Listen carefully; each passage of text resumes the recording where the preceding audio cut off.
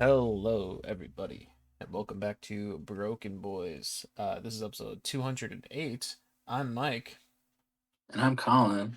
and today we'll be doing a little new segment that we're testing the waters on. Might do some more in the future. We'll see how it goes. We're gonna be battling some bands against each other. Yeah. Specifically 21 Pilots and Radiohead. You read the title, but little debate style. We like each other too much on this podcast, so need some conflict. Yeah, we need a little bit of anger, a little bit of hatred towards Mhm. each other. So make it more interesting, Yeah, I see you kept your profile picture, which bringing that hater energy into into this debate. What can I say? You've kept yours the same for months. It's time for Yeah, me to keep it the way it is. yeah. Conform. Time for me to conform. It's just Um, time for me to do everything stuff. Before we get into not caring about each other, I do care about you right now. So how was your week, Oh, Colin? work was okay. Just a lot of work. I watched a good bit of things this week. I finished Malcolm X that I talked about Mm, last week. That was good. Long. There's a lot of things that I didn't know about him, and there's a lot of things that aren't taught about Malcolm X in schools. Um, so it was just interesting to see his life story and everything. And the way that people like JFK and Martin Luther King Jr. were assassinated were like bad and and brutal in their own rights. mm. The way Malcolm X was assassinated was overkill. Uh, he was on stage and just like seven people. He got shot point blank with like a sawed-off shotgun Oh in my the God. chest, and then when he was on the ground dying, like two other people just unloaded their pistol into his body on the ground. Wow. Um, it's kind of like a character in The Last of Us Part Two. Yeah. Um, it reminded me of a little bit, but just brutal, but very interesting. Um, very interesting man. Denzel Washington is a fantastic actor. Um, then I watched a movie called We Live in Time, which is it's like a romantic dramedy, not dramedy. It's a romantic drama um, with Andrew Garfield and Florence Pugh, Mm. um, just two gorgeous people, Yes. great actors as well. And it was like being on the train tracks and watching the train in like slow motion Oh, about to hit you. nice. Um, just like super fucking sad all throughout. Because Andrew Garfield's character is like getting a divorce from a character from his ex-wife, from his wife in at the beginning, and then they meet because Florence Pugh's character hits him with her car, Mm. and they fall in love. Um, they fall in love, and the movie kind of jumps between in time of their relationship, just like going through different aspects of it, and she ends up getting cancer, and it's just like a Oh, slow descent into you know sadness. yeah. Uh, but it's beautiful, very good, very well acted. Sounds fun. Um, Yeah. yeah, You definitely misspoke when you said dramedy. yeah, I definitely did. Uh, but That's good though. um, yeah, it's a good movie. And then on Tuesday, I had a little day off, so I went to go see Captain America: Brave New World Mm. by myself, which was getting slammed by critics. It had and probably still has like a 50 or so on Rotten Tomatoes for the critics, and like an 80 for the audience. And I was like, Mm. what are the critics seeing here?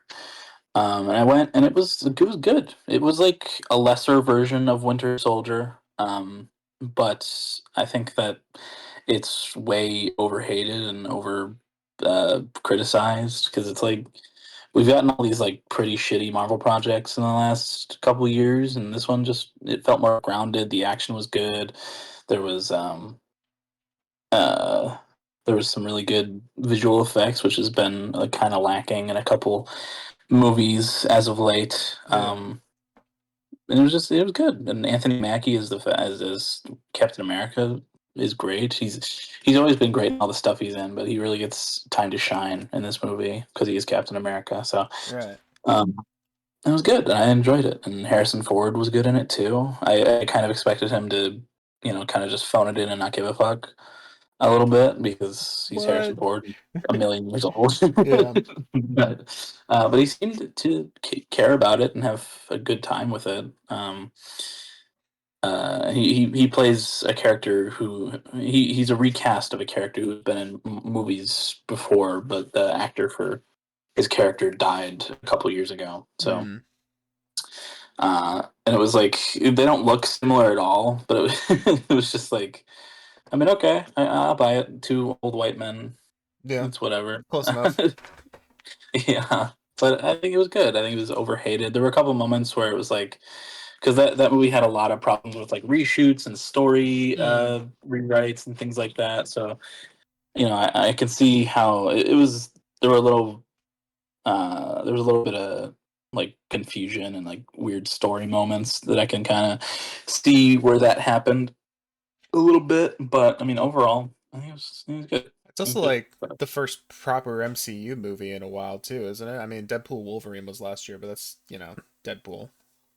Yeah, yeah, it is. Like last year, Deadpool and Wolverine was the only Marvel movie to come out and like MCU movie to come out. So, Yeah. And uh, that's kind of, that like MCU movie. yeah, It is, but, yeah, it was definitely not like mainline kind of thing, Right. but yeah, but it's the first one in a couple years, and it's a good way to kick off what I think is going to be a pretty solid year for Marvel. I mean, I think that um, I'm really excited for the Daredevil show and Mm. the Fantastic Four movie, and even the Thunderbolts movie looks good. So, you know, I'm excited for a little bit of rejuvenation into the MCU Yeah. as this year. I think that was a good start. Cool. But yeah, I watched those movies. And this I don't know. I was just feeling watching things this week because I've been on a YouTube kick recently, but I kind of I was feeling watching like shows or something, but I didn't know what to watch, so I dove back into Invincible season 2 because I never got Mm. into that in the first episode. I've only watched a couple since I jumped back in, but it's good, and everyone being excited about the third season has made me want to watch it again. So Yeah, hasn't that or part of it released, or they're releasing episodes? yeah, they're releasing weekly now for Yeah. season 3. I've been meaning to check that. It for some reason, I don't know what they've done with the marketing of Invincible, but for season 2 and 3, I feel like I haven't come across people like talking about it for some reason. But Yeah, I mean I'm just like the circles I'm in on like Twitter, like post about yeah, it a lot. that makes sense. Just film updates and media stuff Yeah, that post things. So um, I've been going through season 2 and it's good. I nice. like it. And then there's another show on Prime called Reacher, Mm, or Jack Reacher, that's like based on a book series, yeah, of which I have the first book that my dad bought me a few years ago. Because I've heard good things about the show, and I was like, I'll try it out. And yeah, there's a couple of like spotty acting moments, like weird line reads, but um, I think the action's good, and I like the story of it so far. I'm interested to see where that goes. cool. Um, but yeah, I mean, watched all that. I didn't get to listening to anything this week just because my mind's been other places, more with visual media this week. Yeah, But played a little bit of the new Fortnite season this morning. right. Um, which is it's cool. There's a lot of new weapons, new battle pass. Sub Zero for Mortal Kombat's in the battle pass, which I think is That's pretty cool. cool. Yeah. Is that the first Mortal Kombat character to get in Fortnite? Yeah, because like Warner Brothers owns Mortal Kombat and Mm. like a bunch of other properties, and since Multiverses, which is like the Warner Brothers Smash Bros. Game, was like Oh, out right, and right. everything, they like kept those licenses away from other games like Fortnite. And Yeah, now that Multiverses is dead, they're they're gonna start allowing more properties to be in Fortnite and things. So that makes sense. I was gonna say that's kind of shocking that it took that long for a Mortal Kombat character to get in, but right, if it has to do with silly little rights stuff, yeah, that makes sense. yeah, yeah, but it's cool. Um, they released a couple new heroes for Marvel Rivals. They got the Thing and the Human Torch in there now, and I was playing a little bit of that too, and it was those characters are pretty fun. New map and everything. Like it's like a mid-season update, so pretty Nice. cool. Still liking that game a lot. Um, but speaking of gaming, my coworker got a new PC, a gaming PC. So he was like, it's been like months in the making or whatever, and he's been talking about just like, hey, do you want my old PC? And I was like, maybe. And then Hmm. this week he was getting his stuff, and he was like, so you want this, right? And I was like, yeah, I do want this. yeah, I do want that. After the pod, my one coworker, who's not the coworker who's giving me the PC, but he like cleaned it out and Hmm. installed Windows and stuff for me. Um, and so he's gonna bring it over before he heads into work. But Nice. I'm gonna have my own gaming PC, and it's gonna be cool. I bought myself a monitor and a mouse pad, a mouse and a keyboard. Oh, wow, So nice. yeah, I'm all set up. Moving Just up in waiting the for the world. yeah. It's gonna we're gonna be next level of podcasting coming up Oh, soon. yes, yes. We've been in the talks. In the talking stages of season 3 of Broken Boys. Yeah, yeah. Season three is just Discord, but better. But yeah, I'm very excited for that. Gonna be, I was talking to in the group chat of the four of us talking about Mm, a Minecraft realm again because that was a lot of fun. Just gotta get Johnny on like an actual gaming something because he's only has a tablet right now. yeah. So, um, but yeah, I mean that's basically my week. Just work. Had a couple shitty shifts the last couple days. Very busy. Lots of manager stuff. Our drink machine, which is new, has been broken. Mm. Uh, which has been super cool. It needs like an update or something because it runs on Windows. Dude, that's the most like futuristic shit I've ever heard. The drink machine's broken because it needs an update. Like Ah, it like runs on Windows and like the fucking this we have the drinks we have are Coke, Diet Coke, root beer, Sprite, high C orange, Diet Dr Pepper, and like water. And on this all of a sudden the other day, fucking high C and Diet Dr Pepper were not on the roster on the drink machine, oh, so those weren't coming out, and they were replaced with Tropic Berry Sprite and fucking Hawaiian Punch. And we don't have either of those, and we're not getting either of those, so I don't know why they were on the machine. yeah. Um, and then on top of that, it's a mechanism where there's, large, medium, small, and kid-sized cups in the machine, and there's an arm that grabs them and brings them into the conveyor and fills the cups or whatever. Mm. But instead of grabbing the size it's supposed to, a medium grabs an extra small, like, a child-sized cup, a small grabs a medium, an extra small grabs a small, and a large grabs a large. So instead of the drinks coming out on their own, you have to type it all in, but you have to remember which size is which. Oh. And then because you have to hit the sizes, like a small for a medium, the machine only fills the medium cup enough for a small cup. So it's just Yeah. and so on and so forth. So it's just stupid, like bullshit, super complicated. We've been busy, so it's just like I was in the window yesterday. It was super cold. My hands were sticky and numb from the cold, and Yeah. like I was so mad. But some guy came in to fix it yesterday, and he and I was on break when he came in, and I came back, and my manager was like, "Window, please." And the dude was standing right. There's like 3 feet of space between the table behind the drink machine with like the sweet teas and stuff and the drink machine, and he was there, so I had to be right behind him. And he was basically backing it up on me the entire time.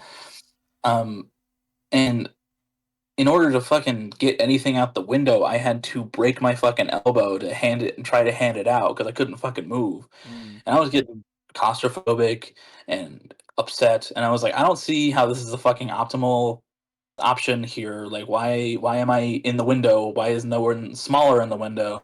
Yeah. Why is the drive-through even open right now? We're working with this. Um, so I was getting very mad. Yeah. And then my my manager was like, she told Max to go to the window for me, and it was just like, and after that, he was pretty much gone. So it was like, No. why? Why? And then he didn't even fix the drink machine. It was still the cups were coming out the wrong size.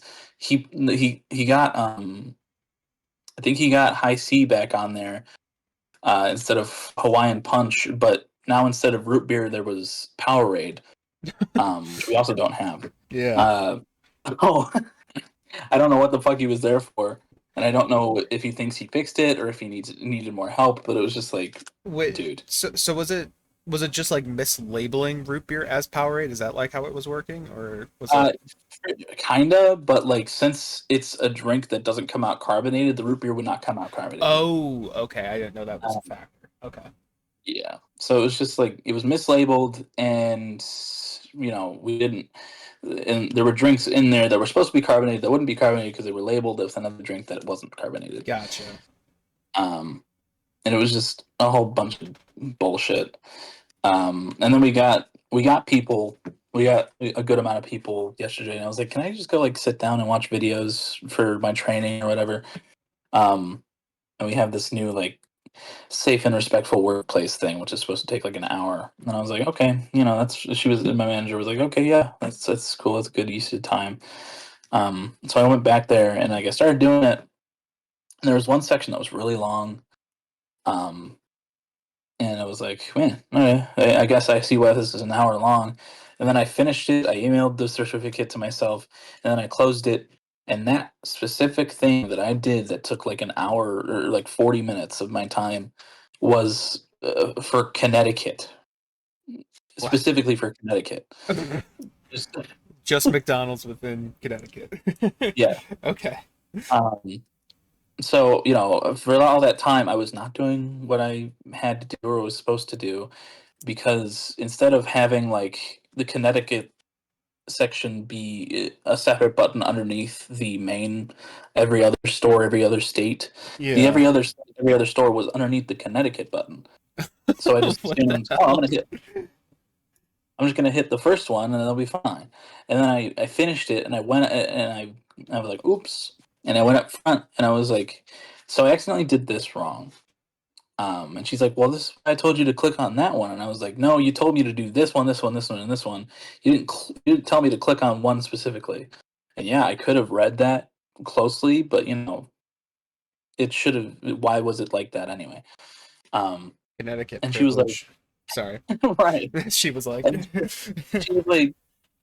she was like, "Well, you got to do better," and I'm like, "Do better." And uh, I was just like, I was like, I already told her I was having a bad shift and a bad day, that was just the cherry on top. Like 5 minutes before I was supposed to leave, I was like, wow, you just ruined my mood even more. That's Yeah, awesome.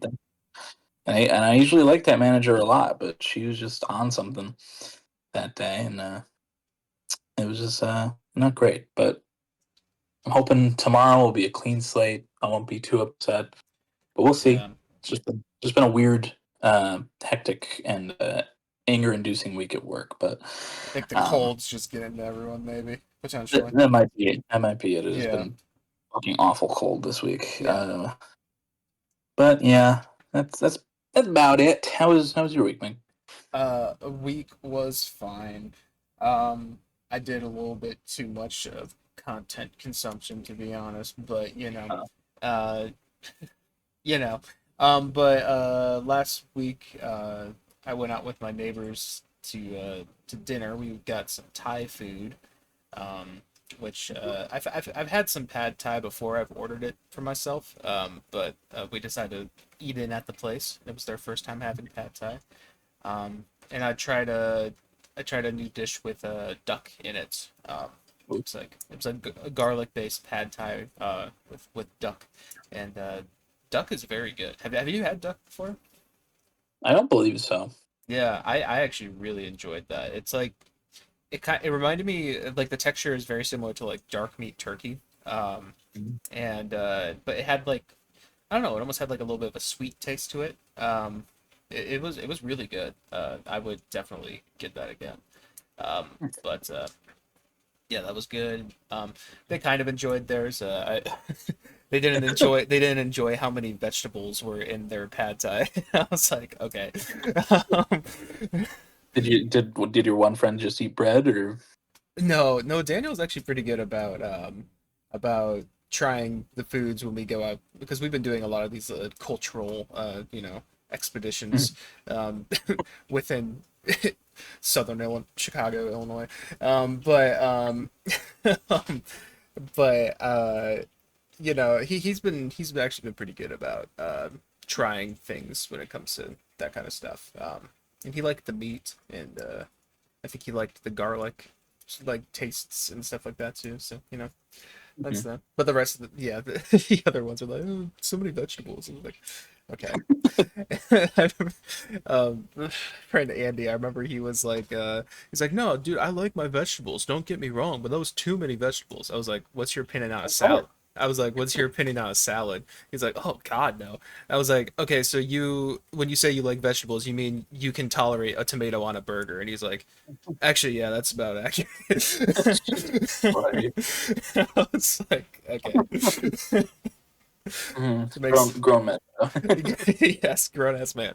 Um, but you know, but that was good though. But yeah, other than that, like I said, just a lot of content consumption. We've been playing a new game with some people in the server called Lockdown Protocol. It's Hmm. basically 2025 Among Us, 2024 Among Us maybe. But it's like first person, and the tasks are like actually kind of difficult. Like the Among Us tasks, you would just sit somewhere and hold E or something like that. This one there's like actually like complicated components to it and stuff. It's been really fun though. We've been playing with some of the friend Natalie's friends, and yeah, it's been a good time. Those little social deduction games, pretty good. Posted some Mhm. clips on my gaming channel of it. It's pretty fun. Um, yeah, I did some filming for something music related. Oh, Uh, oh. I think it was last Friday. Yeah. I didn't mean for it to be on Valentine's Day. There's no correlation there, but uh, did some filming and gonna be doing some editing and stuff like that maybe this week. We'll see. But yes, I'll just leave that at that.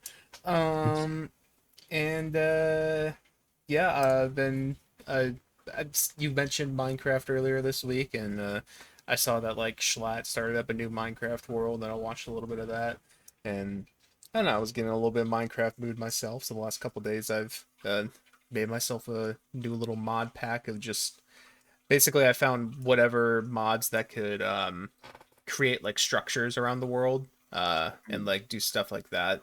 And I just have a whole bunch of those implemented in, and I'm just walking around exploring things. I'm like living alongside villagers in like a giant village, which is kind of fun. Um, uh, yeah, I don't know. Been doing that while listening to things. But yeah, I listened to stuff and I also watched a couple stuff too. I guess I'll start with the watching.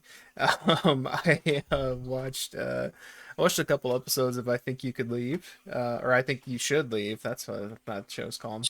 Um, decided. I mean, we've watched a few episodes. I want to say from like season three. You showed us a few times, Yeah.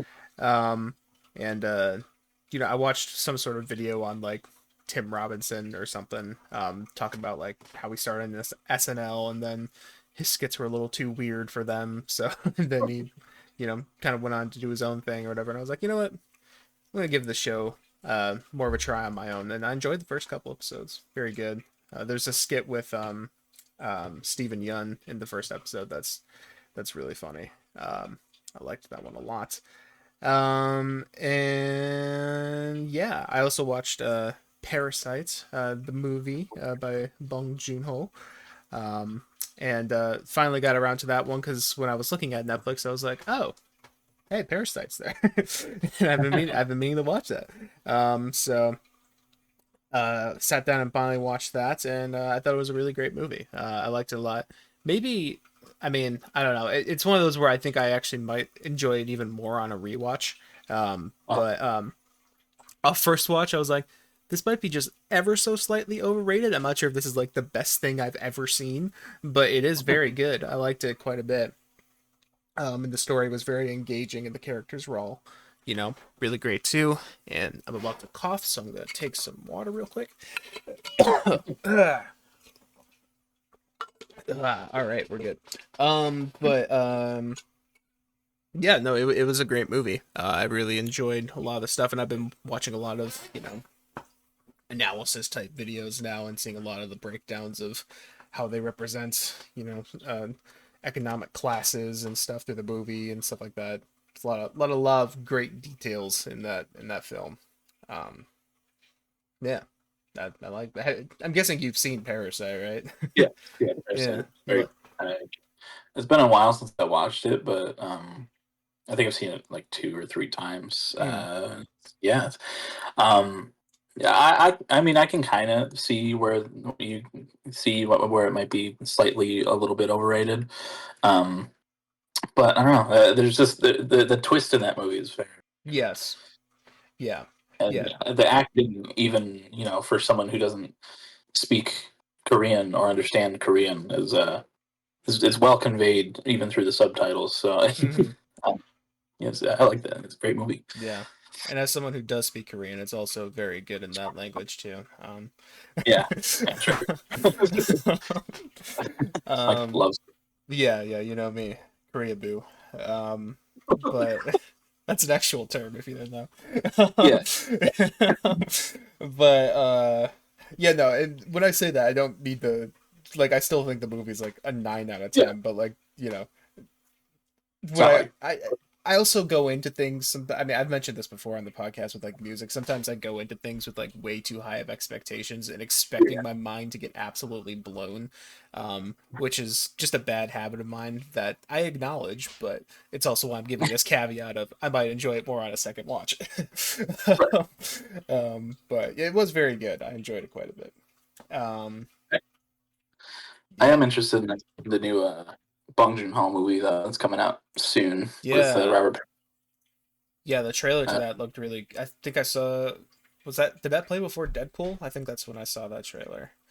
Maybe, Yeah, uh, but yeah, I think Parasite was his last one, and that was what 2019. So 2019. Yeah. yeah, I'm interested to see, and also Robert Pattinson. He's a very good actor. Oh yeah, absolutely. Underrated. Underrated. Underrated. Yeah, he's definitely getting more properly rated. Oh yeah. But yep. And then I listened to a few things as well. Um, First thing I listened to this week was "Some Sexy Songs for You" by Party Next Oh, Door and Drake, because that was the most reviewed thing on Album of the Year last week. and man, that is a boring album. The way I phrased it in my review is something that I still agree with. It's kind of at like this perfect point of boring where it's not like agonizingly boring, it's just really boring. So like if someone like put it on in public or I heard these songs in public, it would just fit directly into the background. Like I wouldn't think much of it at all. It's not like it annoys me.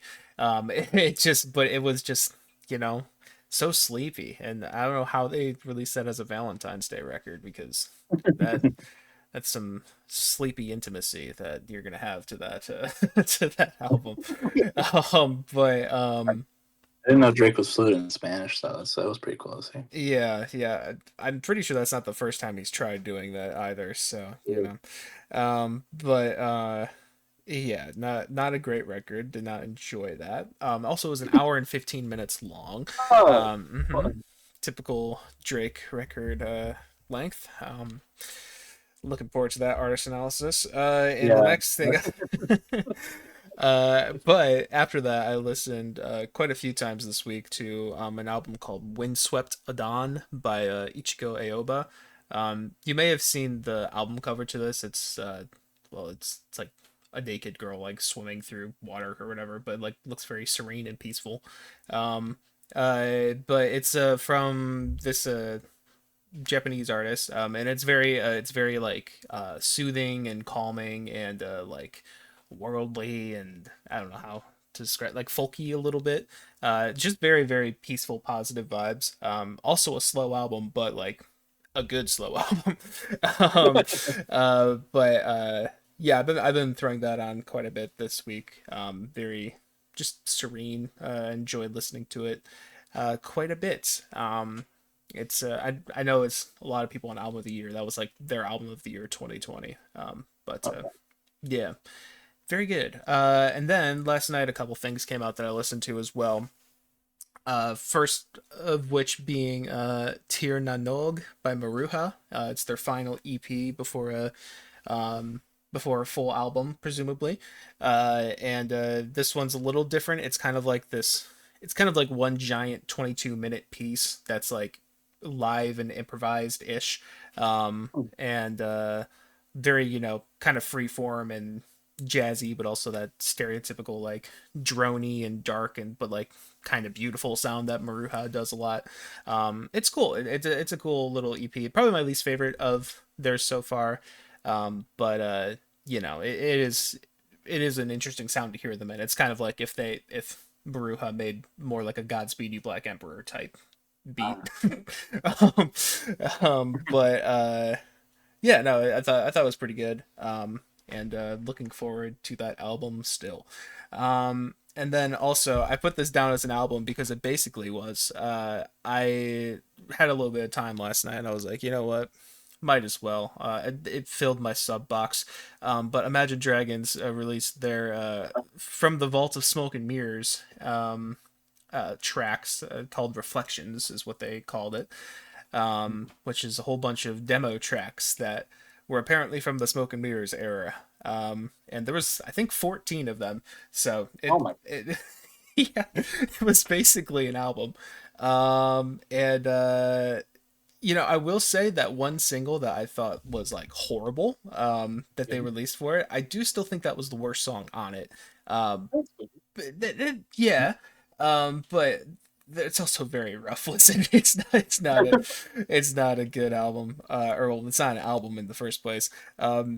Basically, I put in my review that even accounting for the fact that they're demos and giving them, extra points for, not being a full fleshed out song, not taking away points where I would other places, I still think it's Yeah. like a 3 out of 10 experience. It's not, it's, it's very rough.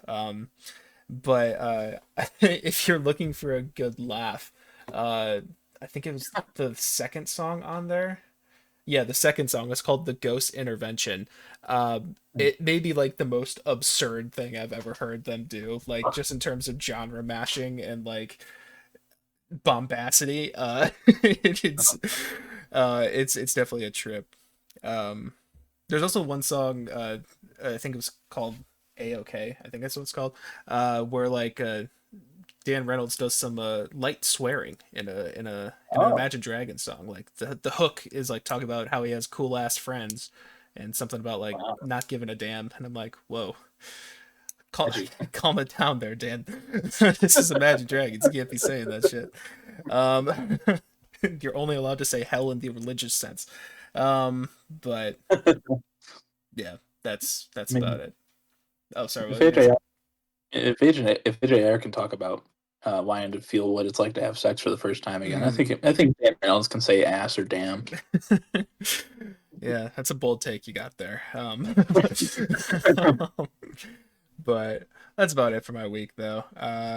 Not really much besides that. Just a lot of content consumption. But yeah, I Yeah, do have a couple brief news things, I guess. For one thing, and it's something that you sent me on Instagram that I didn't see. For the new Fortnite season, they have like this. I don't even what was his name, like Big Dill or something, like a big. They yeah, got he's a pickle, yeah, big deal. yeah, Big Dill Pickle. He's a new Fortnite character that's beefing with T Pain apparently, and but the part of it that's relevant, well, at least to us, is they intro that ad with like Anthony Fantano reporting it like it's a news story. it's, I was like, what the hell? This is an official Fortnite ad. Yeah, I woke up to that the other day and I was like, "What the fuck is going on?" Yeah. I didn't even know Anthony Fantano knew what a video game was. Yeah, well, he did. He was on Fortnite Friday just a few weeks ago with Connor Eats Oh Pants. yeah, Um, never mind. so a true veteran, if you ask me. But yeah, no, he Fantano did a little like Q&A yesterday that I tuned in for a little bit for, and he talked a little bit about that. And he was saying, yeah, I think there might even be more ads to come out of that. That I did a lot more lines than just that one, so there might be multiple Fantano entries in the Fortnite canon. I'm so excited. Yeah, we need the Fantano skin now.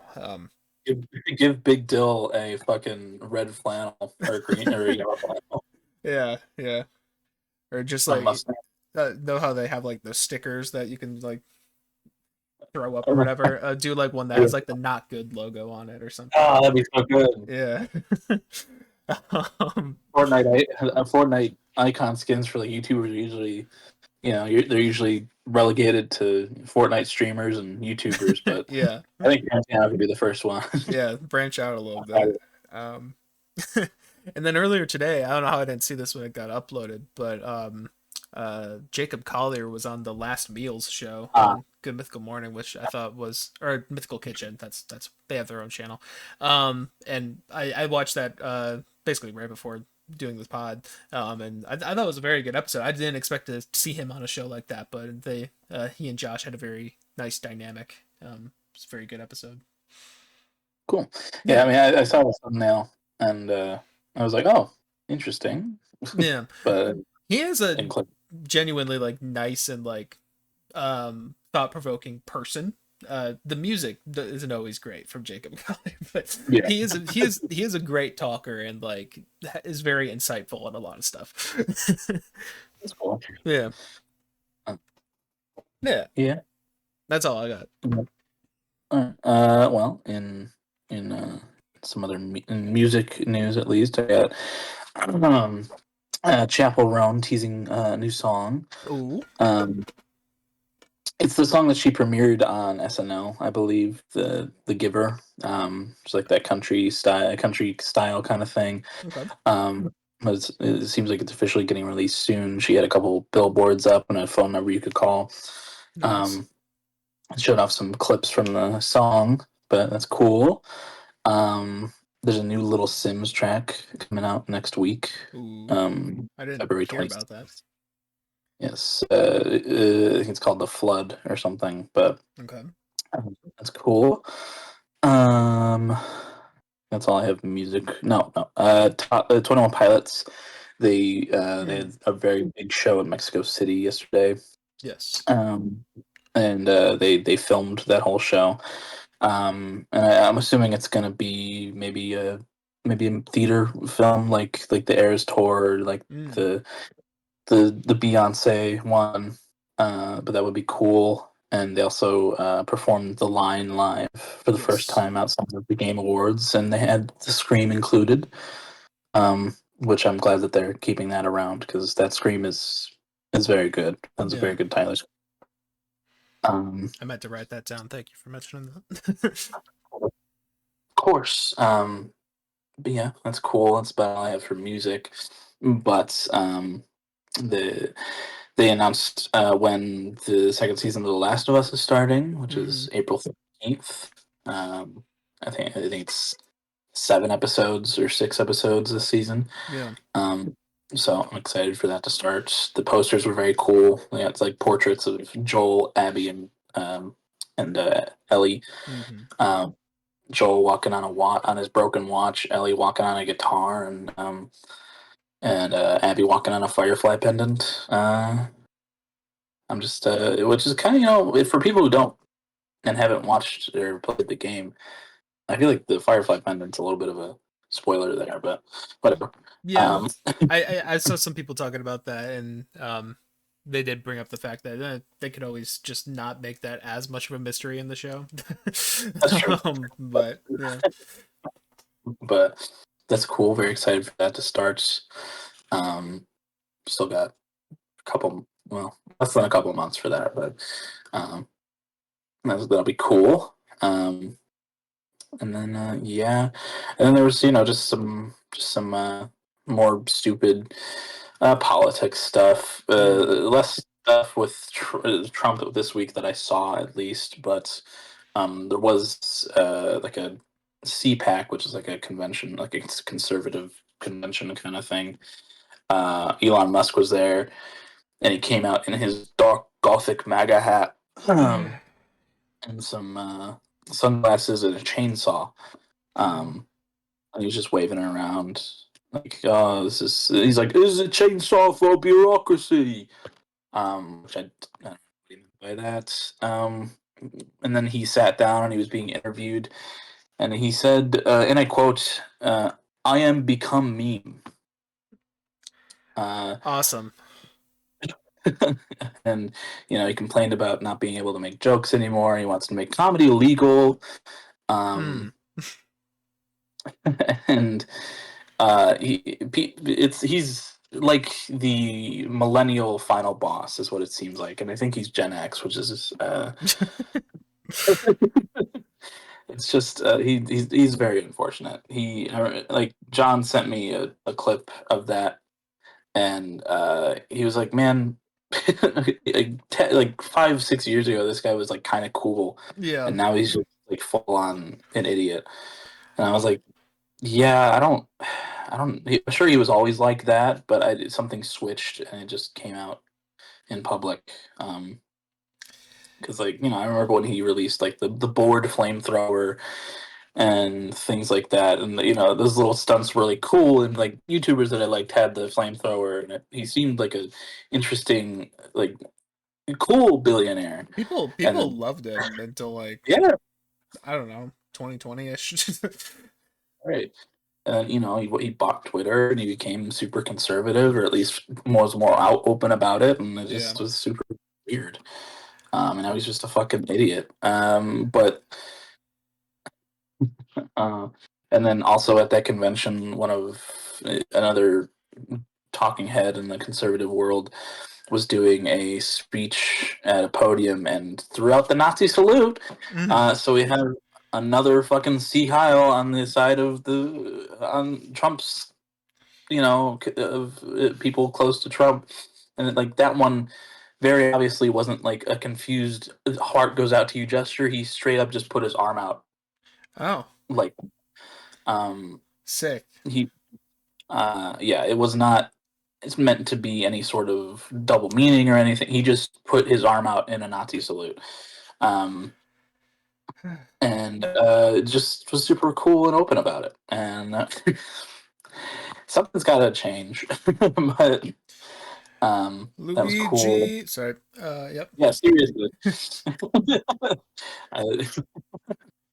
I, I also told that to John that we need to get Luigi on the case with Musk, but It's gotta. um, We gotta all be like. we need to have that same energy Kendrick had from Mustard on TV off. And just Luigi, you know. He needs to protest outside of the jail he's being held in, Yeah. and Take those shackles off. Take those. nice. Yeah. Um, Maybe uh, shackles is the wrong word. That's, I feel like that has no, more. no, that's Is it? well. That doesn't have I historical mean, context, does it? I feel like that. I mean, shackle. I mean, in a way, but like shackles are just like another Okay. term for bondage, Yeah. I guess. um, but and then also Hunter Schafer, who plays Jules in Euphoria. Yeah. Uh, she's a good actor and a funny person and everything. Um, she posted a video today that she had to get a new passport, and she's a trans woman who's been a trans person for most of her life at this point, and in the new passport that she had to get under the Trump administration, it changed her gender on the passport from female to male. Uh, and she talked and she was like, well, he that guy's usually a lot of talk, and I wasn't expecting anything to really happen, but she was met with the harsh reality of the fact that there's a trans erasure trying going on in the country at a federal level, and Yeah. need to kind of fight back a little bit, a lot of bit. Just not cool, No. but that's putting it lightly. Yeah. uh, Once again, we but are what, like a month in? yeah, about that. Yeah. 20th, 21st, yeah. So a month and a day. Yep. Um, Super cool stuff. So excited to see what the rest of this term is going to Mhm. be like. We only got 3 years and 11 months more. Oh, yeah. He also talked about how he like jumped on Putin's dick as well that Trump did this week, calling you know hating on President Zelensky of Ukraine, saying that he shouldn't even be a part of the negotiation talks, and that he should have just let Russia take what they wanted from Ukraine. Hmm. Um, and one of his promises for day one was to end the war in Ukraine. So um, Crazy. hasn't happened, Nope. but He you know. also promised to lower those egg prices.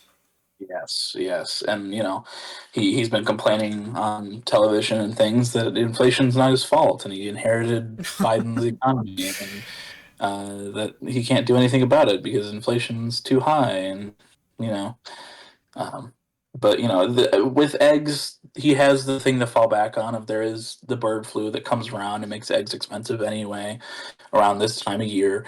Um, but once that bird flu gets dealt with, and there's still inflation and crazy egg prices, gonna have to start looking at him and going, "Hey, man, what the fuck?" Um, Yeah. him and Musk said through their government, through Doge, and like the way in which they've been trying to cut down expenses that don't need to be used. They want to give every American citizen it was between like $5,000 and $8,000 in a check, um, which is just getting people like, oh, maybe they'll give us a new stimulus check. Uh, this check will never happen. Yeah. It's just straight up just inflammatory, and no way that they're ever going to be able to pass this because $8,000, a lot of money for for a person. Yep. um and also that that wouldn't that'd be money coming out of the pockets of the billionaires that he's getting these tax cuts for. So Based. I don't know. Yeah. Surprise baseness. Spoiler alert. But No. no. But yeah, He also. from what Oh, sorry. go ahead. I was just gonna say. Go ahead. I also saw he declared himself as king earlier this week too. Yes, Yeah. yes, yes. The White House social medias have been super propaganda forward since Trump took office. and they posted. I'm assuming, and I'm almost positive that it was an AI image of like a Time. It was a Time magazine cover, pretty much, but it was a picture of Trump with a crown on. It said "Long live the king," Yeah. um, which if George Washington and um, any of the other founding fathers saw that, they'd be appalled. A lot of what he's done, I'm sure they'd be appalled at, just from a power level, Yeah. um, not from a racism level, because but They back then they might have gotten along on that, but yeah, yeah, but yeah, not cool. Um, Very stupid. yeah, Um, but yeah, that's all I have news wise. But yeah, you want to hop into this segment? yeah. Now that we're 50 minutes in, let's do it. I knew it was gonna be. I knew that was going to happen. But I had this idea that I came up that it came to me in a dream. Not really. It's it's just like a debate style episode where we take two bands and we pit them up against each other, and based on I have five baseline argument kind of things here. From they got time, reputation, hits, talent, and miscellaneous. Um, Time is how long have they been around? Are they getting too old? And has the time helped or hurt them in terms of music making and reputation? Reputation is what's the outlook on the band? Good, bad, cringe, mid. Hits. What are their big hits? Do they accurately represent the band? Are they even really good? We got talent, and is the band actually talented? Are they just one trick ponies? How does the talent come across in the music? Um, and miscellaneous, which can really be anything. But I have what makes the good band in your opinion? What makes the band good in your opinion? And why do you like them? And why do they deserve to win this battle of the bands? So, arguments can be placed within those. I'm open to anything. You can bring up points at any time. Feel free uh, to object or to want to get your points in or anything. But Yeah. we're figuring out. We're testing the waters. Hmm. Seeing how this will work. So I guess Uh, one question I have for you is: are we putting any objective angle on this? Like, will we declare someone a winner here, or are we just if we debating? if if we can come to an agreement at the end of it, Okay. then there can be Yeah. a winner. Um, but if not, then that's fine, and it can be left up to God. Okay. Um, He is the Broken Boys exec, so yeah. that is true. Um, However, yes. Cool. but yeah, so we're gonna go through this little debate. Um, Hope you enjoy. It might be a little messy, but that's okay. This podcast isn't squeaky clean anyway. Um, We're dirty boys. yeah, Dirty dudes. very it's yeah. For my time, Oh, we should I'm probably clarify. I am arguing on the side of Radiohead. and I am arguing on the side of 21 Pilots, Yeah, and and I hate those um, guys. yeah, and I hate Yeah. Radiohead, uh, Tom York, more like Zionist, but Okay. We're getting objection. um, Tyler Joseph, um, more like racist. whoa, uh, sorry, give me one moment. If you want to start talking, you um, can. yeah, I mean, I guess I mostly put down like bullet points, but I guess these are just like strong advocates for their time, right? So Mhm. Radiohead had been around for a long time. They formed in 1985 under the name of On a Friday because when they were, in high school and or whatever they call it in the UK, when they were there, they always met up on a Friday in their music room to play songs. And it's the same members of the band that are in there today. They have not had a single lineup change since 1985, which I think that's extremely impressive. Hold. Some may say old, some may say experienced. But they never once, with all the creative directions and twists and turns they've taken throughout their career, they have never once disbanded over their many disagreements they've had over their time. They've always come to some sort of mutual understanding and conclusion with each other, which I think is very commendable for work ethic and also just getting the best out of their creativity with one another. But time has also really helped solidify their discography in general too. OK Computer, considered a landmark record, was considered a landmark record upon release. And then, but even future records of theirs like Kid A and In Rainbows have since, maybe they weren't in the all-time conversation when they first released, but now they absolutely are, especially amongst music fans. Both of those have raised up to that same level, and they just have time has really solidified their place into that all-timers conversation, I would say. Um, and yeah, and you said they're old. There can be an argument made about that for sure.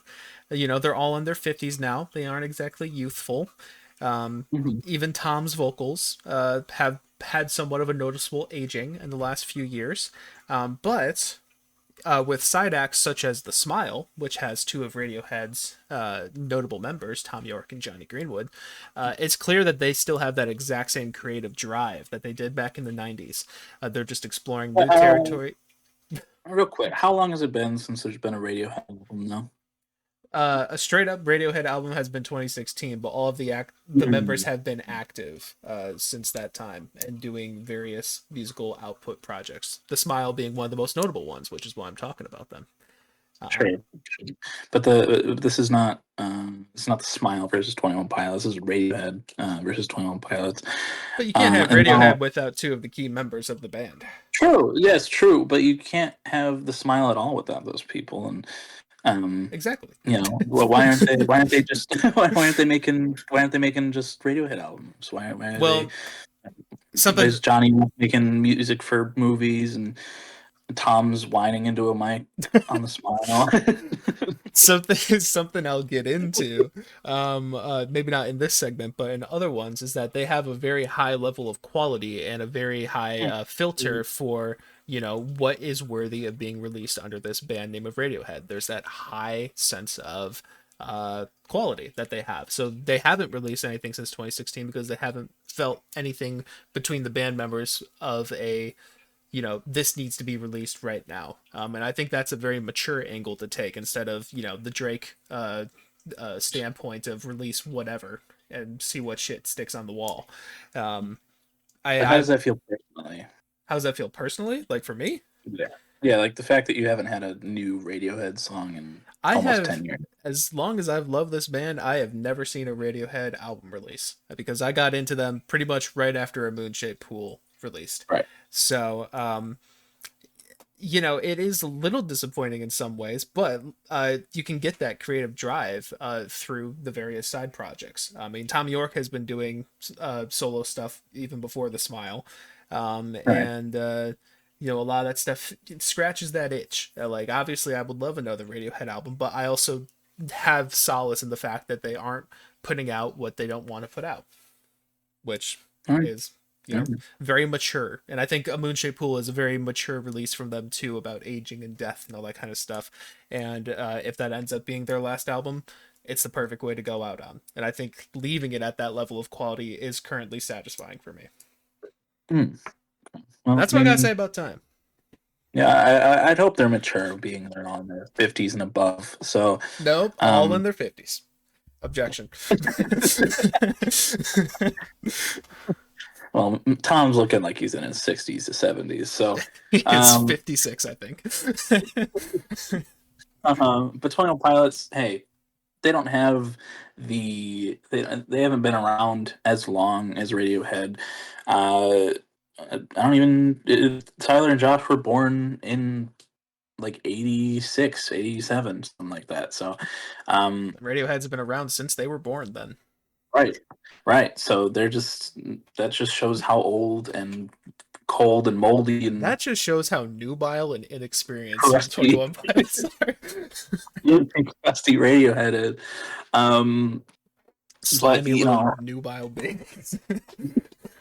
21 Pilots as the band under the band's name has been around since 2009. Hmm. Uh, Yeah, who was that founded there by? were it was Tyler Joseph and two other people that I didn't write the names down Oh, of. interesting. They don't matter anymore. They don't matter anymore Yeah, because that's while a they may, lineup change right off the bat. Just want to say. Sorry, I'll yeah, let you. I'll let you explain. it's a lineup change, but there's nothing wrong with a good lineup change, Mike. While Radiohead has had the same members since its inception, since its conception, whatever, however you want to say it, they haven't had any room for new ideas from new people. And 21 Pilots can't say that. They started with three people. They put out a pretty good to great debut record with their self-titled album in 2009, and then they had a little bit of falling out. The two members that founded it along, Tyler Joseph, decided to go on to other parts and other outlets in their lives and left behind 21 Pilots. But that only opened the door to what would become who we know now as 21 Pilots, and that's Tyler Joseph and Josh Dunn. Hmm. Josh Dunn, that's a very talented man. I'll get into talent later and Yeah, reputation me too. and stuff. But both of these people, very talented people, and they work off of each other great. And in the time that they've been a band together since 2011, they've been able to evolve and create music and tell stories and just be have some of the best synergy and best connection and friendship I've seen in a music act ever. Hmm. Um, and it's only time has done that. And while I will say their first record, as its current lineup, regional at best, is not good.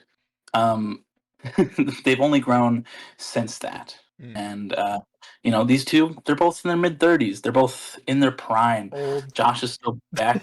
Josh is still backflipping off of pianos. Tyler's still jumping off of pianos at the beginning of shows. Sure, he might have broken or fractured an ankle on the last tour, and so he wasn't jumping off of pianos for a while. But he's back. He's back to it. He's all good. Um, and that if fucking Tom York jumped off a piano and broke an ankle, he'd be out for years. He would never walk again, maybe, because he's so old and fragile. All he needs is that voice Uh, and those fingers. He's good. how's he gonna step on piano pedals if he plays the piano? I don't know if he plays the Uh, piano. if Uh, he breaks his left foot, he'll be fine. Or he can learn to, use sustain pedal with his left, which would be awkward, but you can do it. um, uh, but without this current lineup, I highly doubt that the band would have been able to get as big as they are and were with their hits like "Stressed Out" and "Ride." Maybe they wouldn't have won a Grammy. So in the time that they've been able to, in the last 14 plus years that Tyler Joseph and Josh Dunn have been 21 Pilots, they've done a lot for themselves.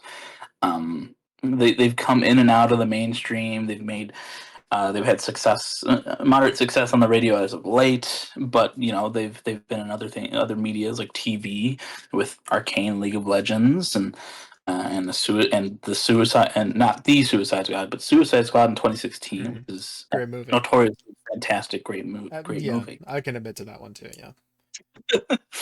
um, but time is only helping them. As we've gotten past, regional at best, through Vessel and Blurry Face, Trench was like a new wave of talent and just ideas for the band. I have a question Time, for you. I'm sorry. yeah, I go ahead. objection, I guess, kind of. So you're saying that time has only helped them, and then you reference records such as Regional at Best, Vessel, and Blurry Face, which I just find a little peculiar because a song like Fairly Local I do not think has aged very well in Um, this day and age. Meanwhile, with my client, Radiohead, I would really only say it's their first album that has aged pretty poorly. And ever since then, they have, released timeless classics that still stand the test today. yeah, sure. And I'm sure there are plenty of tracks within the Radiohead discography that do not, sit as well or play as well to the ears as they did back when they came out. Maybe to you they do because you're a Radiohead Dick Rider fanboy, I love pull but slash poke revolving doors. the 21 Pilots is fairly local. Sure, it's a little outdated. It doesn't sound as good as it did back in the day. And I've been open about the fact that Regional at Best does not sound great, and it never sounded great. But um, time has only helped them. Is what I'm saying. That's time is a gift, So what and has since time helped? Like, what did it help in this situation? it helped with their overall talent and their camaraderie and Okay. their connection and their friendship and the way that they've been able to work together to create such good music as they have with albums like Clancy and Trench and a lot of Sealed and Icy. Uh, Even Blurry Face and Vessel are all most of their albums are really very good. They've made great stuff. But, time has only helped them to be able to become great storytellers, more talented, more just inclined to make great music. And I think that this time has only helped. And um, yeah, they're just getting more experience. And that's I rest my case Okay. on time. All right, I rest my case on time. But you know, yeah. Yeah. Uh, in the line of Reputation, however, not the Taylor Swift album, but Mm. the overall. That's an But the album that's overall. aged very well. Oh yes, Yeah. fantastic record. Um, but Reputation, 21 Pilots has an extremely passionate, close knit fan base, and while from an outsider's perspective, um, that might seem a little cringe, and even from an insider's perspective, there can be some cringe, but that doesn't go without any fan base. Um, the band wouldn't be what it is today without the fan base that they have uh, painstakingly put together with their music and their lore and their friendship throughout the years. Mm. Um, and that reputation within the clique, as we call it, as the 21 Pilots fans call this fan base. And so do 21 Pilots. They acknowledge the clique, the skeleton clique, however you may want to say it. Um, the reputation within this fan base for the band has always been golden. And while there's disagreement within every fan base over like what's the best album, what's the best song. The reputation outside of the fan base it's hit or miss, I'll say so, but they are well respected within the music community of other artists. I'll look back at a Sabrina Carpenter tweet from 2017. Sabrina Carpenter, mega hit, superstar, pop star right now with songs like Espresso and Please Please Please. Never heard of her. Um, Back in 2017, she said she wanted to adopt 21 Pilots. And I've never heard of anybody wanting to adopt Radiohead. So That's especially because Radiohead would be the uncles that are adopting. I've never seen. I'm sure there are plenty of music acts that respect and hold love and just enjoy Radiohead, but I see a lot of people, a lot of stars talking about how cool 21 Pilots is and how cool how well they put on a show. Their reputation for putting on a good Hold show. on. Objection. The show part. I agree with. We'll get to that in a sec. But when it comes to their reputation amongst famous quote unquote people, yeah, sure. Mm. Maybe they enjoy them, but I'm not sure how much you've hung out around, the layman's, the real people of the country, and their reputation is not necessarily something that's all prettied up. There's a lot of jokes made at the expense of 21 Pilots, and That is Tyler's rapping quote unquote abilities, and they're just honestly kind of cringe nature in general. There's a lot of I'm really good friends with the Hive Mind boys, and they hate those guys. good friends, yeah. Hmm? Good friends, yeah. You're good friends with Riley and Graydon from Yeah. Hive Mind. Hmm. Okay. I met them Um, once, and I shook their hands. yeah, same. But I wouldn't Yeah. say we're friends. Uh, Uh, well, maybe you didn't have the same amount of time I did, but I'm more friends with Grant, but yeah. that's not. Uh, Yeah, yeah. But anyways, I would consider them the layman's of the music consumption and listening, and you know, they there's, I mean, album of the year even like they don't got the greatest score out there. Not a lot of people. No. Section album of the year is snobby as fuck, Mike. Okay. Well, I'm fighting for Radiohead here, so they are a respected source. Um, Album of the year is snotty and snobby, and they only care about what okay. about the pinnacle of music. Um, Even without that group, just typical music listeners, like if I were to go on a date with a real woman and say that I like 21 Pilots, there's like a 75% chance I might get a side eye. they have the misfortune of getting popular in 2015. I will say that 2015 notorious cringe year. 2016 to 2015 to 2017 cringe years, and that's when they really blew up with Blurryface. But you put on songs like "Stressed Out" in a group of white people, and those that gets lit, buddy. Yeah. Uh, they performed at the iHeart award show or something back in December. They played some of their new stuff, and people got down with it. But when they started playing "Stressed Out," man, that crowd was jumping. And those people, those are the general public. Those are laymen's in the music industry. Those are people who just came to and bought tickets to a show for people like Sabrina Carpenter, like Chapel Roan, and just general pop enjoyers. And man, people still get lit to 21 Pilots.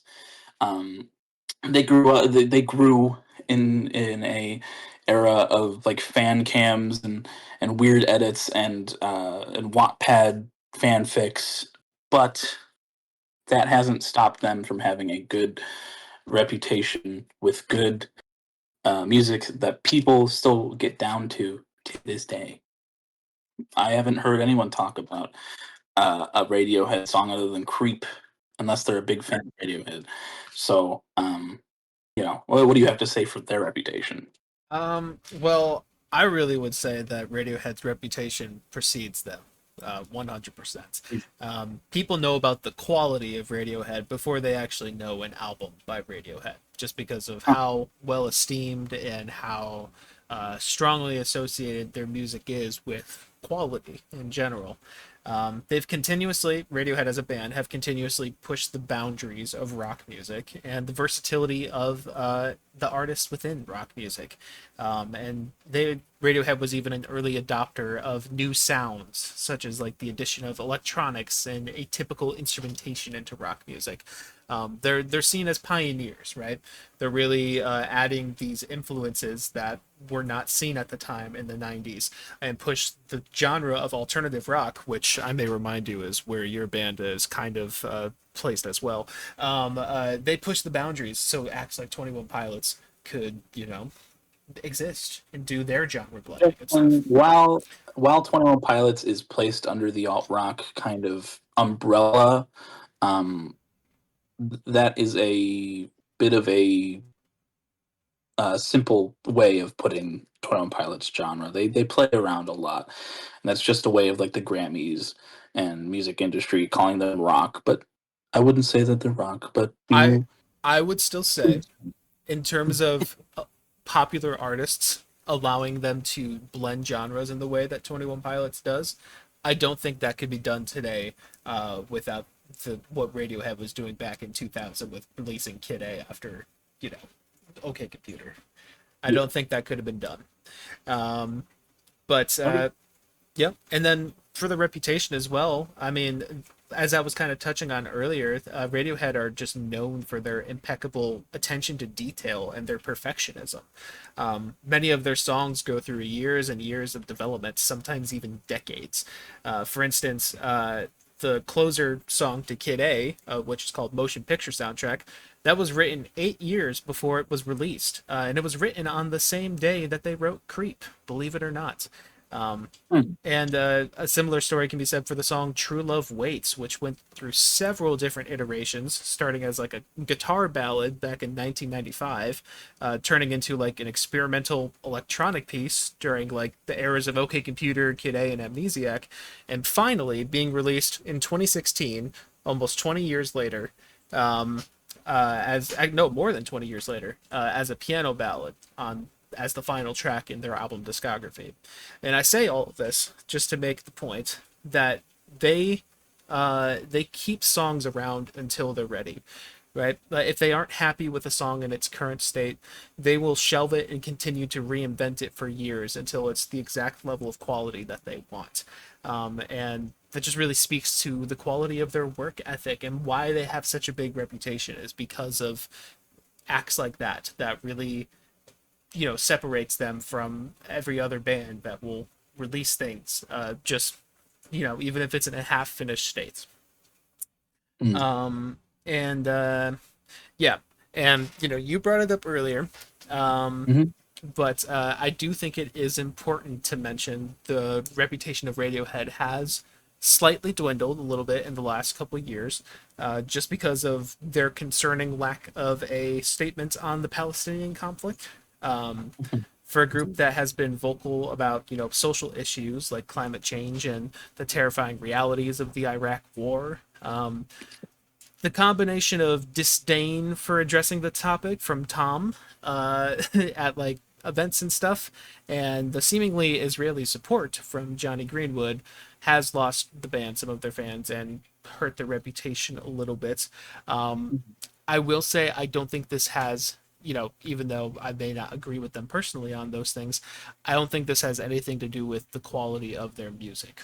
I don't think it hurts their musical reputation as much as maybe it does their personal reputation. But even then, it's a very complicated situation with a lot of angles and a lot of stuff going on. But figured that should be mentioned because I am an open book and I will not hide anything. I am also too an open book. I've never hidden anything. So Then why is Tyler Joseph a raging racist for putting on high heels?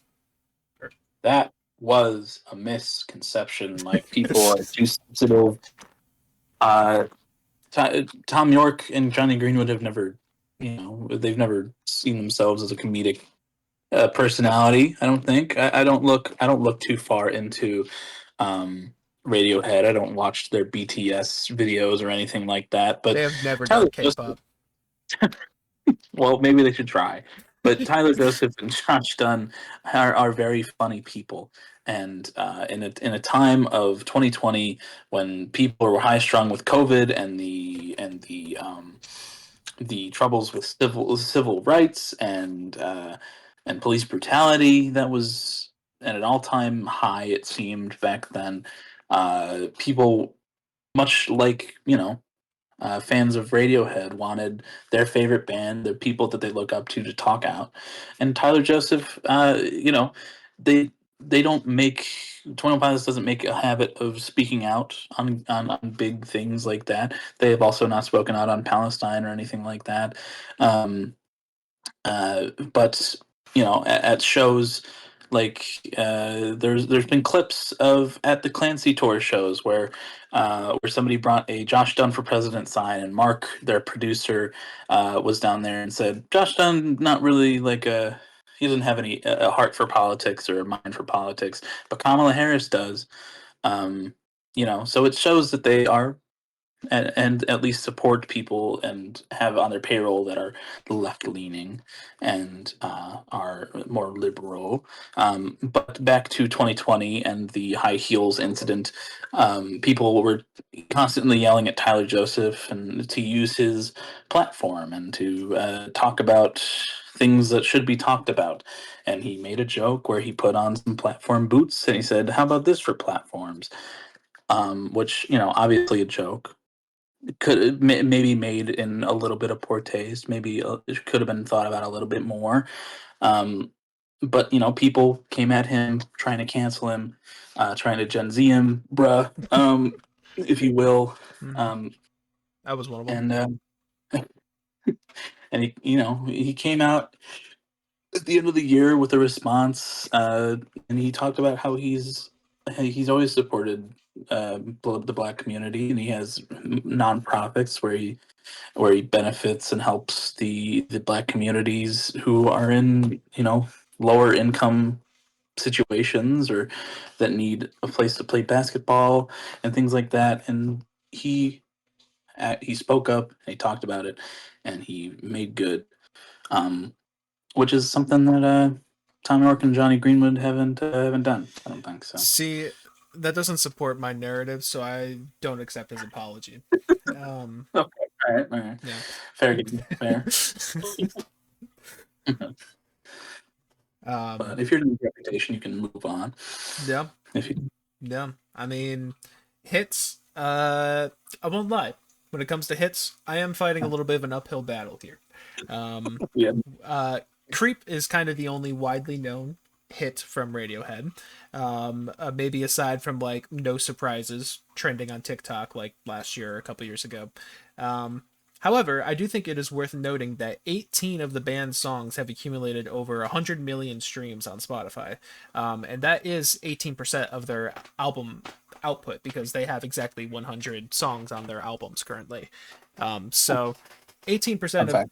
yeah, fun fact, fun fact. 18% of their tracks have over 100 million streams, which again, I'm sure you can make a great rebuttal to that. However, I don't think that's a number to scoff at. Like, it's not like these No, no, songs no. are completely unknown and people aren't listening to Radiohead. Like all of well, and that's also worth noting. All of their albums basically came out before the boom of Spotify. Like, I mean, I guess a Moonshaped Pool kind of came out during the boom a little bit. I don't know when you would. I don't know when the the big boom was for Spotify. 5 big moves for Spotify. Boom. But that was like what 2014, 2015ish. That I think Yeah. Spotify started getting big. So like maybe that one came out a little bit afterwards. But I don't think any of those songs on a Moonshaped Pool are over 100 million. But their other ones on previous albums are, which also just goes to show how much of classics and how relevant they still are today. All of those albums. Um, when it comes to the hits, one of the things that you put in your little descriptors of hits is, how representative the song is of the band. And again, that's fighting a bit of a uphill battle for me because Creep is not representative of the band at all, and they kind of dislike it for that very reason. But I don't think that means that it's not a good song, even though it's a little bit of an incel anthem. You can't really deny that much. There is a real youthful angst from Tom on the vocals, and the distorted guitar in the track is absolutely iconic. Like, you're talking about white people turning up to Stressed Out at the iHeartRadio ball. Wait until white people hear that but I'm a creep. That's what gets them going right there. Um, I'll give you that. I do get turned to creep, but I'll yeah, get. um, but not to also mention that in Creep, that melody and chord progression are just some of the most memorable in their discography, period. Like, even if they don't like the song, there's a reason it got so big and that it's so huge. And it may not be representative of their sound going forward, but it does set up a lot of the themes that they touch upon, like loneliness and alienation and yearning. Those are themes you see all the time in their music. And it's kind of an early adopter of that. And even, it serves as fuel for the band, as they describe on like Iron Lung, with the song basically keeping them alive while they hate it, but it kept them alive and it allowed them to be as great as they are. Um, and Yeah, and you talked about 21 Pilots getting a couple spots in like Arcane and in the once again Suicide Squad, great movie. But it's worth noting that Radiohead consistently get their songs placed into movies and TV shows like all the time. The cinematic nature of their tracks translates perfectly to visual media, and it's no wonder that the band works with big names like Paul Thomas Anderson for soundtracks and visual spectacles like all the time. And they get, their I think songs and Riley has a problem with your. I think Riley's getting a little annoyed with your arguments, Mike. So Riley is just a little starved for attention. I didn't know that was coming through. He has nothing to do with the reputation of Radiohead. I was just trying to pet him, but he wanted me to get up and follow him all around the basement. But I have a job to do right now, so I can't do that. Uh, isn't that right, Riley? Okay, he's going away now. But yes, they are in movies and all that kind of stuff. They get picked for soundtracks and for emotional moments in films all the time. And I think that's also worth noting underneath hits, because if you don't feel like you've heard a Radiohead song before, you may have, and it may have contributed to a really emotional part of a movie or show, such as the ending of the that Black Mirror episode. That's absolutely iconic with the Radiohead song. But or that I'll help you. I'll even say there's a good example for this, but the beginning of season 2 of Invincible yeah, with Karma Police. It's a great moment. absolutely. It happens all the time, and it's still happening. Their music just gets licensed a lot because people love the music and it's high quality art. So tell me about 21 Pilots now. Uh, their music is licensed, but are they ever approached to make a whole new track uh, for a movie or TV show? they did for James Bond, but the Bond producers were very mean about it, and did not choose their track. So that's a different story. But But a different story. But oh, well, as actually, I wait, have hold on. They do get approached as actual composers though when it comes to Johnny Greenwood and Tom York. So there is that element of it. sure, but as a whole of Radiohead, haven't heard an original track for Okay. Arcane or Uh, for the Suicide Squad 2016. were two of the Uh, members of 21 Pilots in the Harry Potter band and the Goblet of Fire? Because two of the no, they members of weren't. Radiohead were. No, they weren't. But Tyler and Josh were probably in their early teens, so That would have been uh, perfect for Harry Potter. they're also from Ohio, um, okay. and not Britain for British life. weird. Uh, make Britain great again. Ex- As I have stated before, the big hits for 21 Pilots, include the mega hit Stressed Out, as well as Ride, which is another huge one. But the others include Heathens, Tear in My Heart, um, where I lost my place, Tear in My Heart, Chlorine, and recently the line from League of Legends Arcane. Um, for the most part, I would say that these songs semi accurately represent the band. Um, I think that more nowadays, I think that Chlorine is a better representative of how they are nowadays compared to Stressed Out or Heathens or Ride. But those songs, the band wouldn't be where they are today without those tracks. Stressed Out, as I said, is a mega hit. It has, as we speak, 2.5 billion streams on Spotify. Ride is behind it with 1.9 billion. Tearing My Heart a little bit behind those with 595 million, but Heathens is almost at 2 billion as well. Um, this band has hits, and they keep hitting because uh, while while the stuff from Clancy or from Trench or Scaled and Icy haven't really risen to the same radio success as stuff off of Blurry Face when they really exploded and they got their Grammy um, for Stressed Out. Um, they still hit with the line, as I've said. That was a surprise kind of hitter that's been getting a lot of streams since it came out. But as I said, the songs represent the band pretty well. They show off the different sounds and styles that they're known to traverse and have traversed over the years as they've been creating music. Um, these songs are mostly from Blurry Face, and that album has hits and misses in its own right.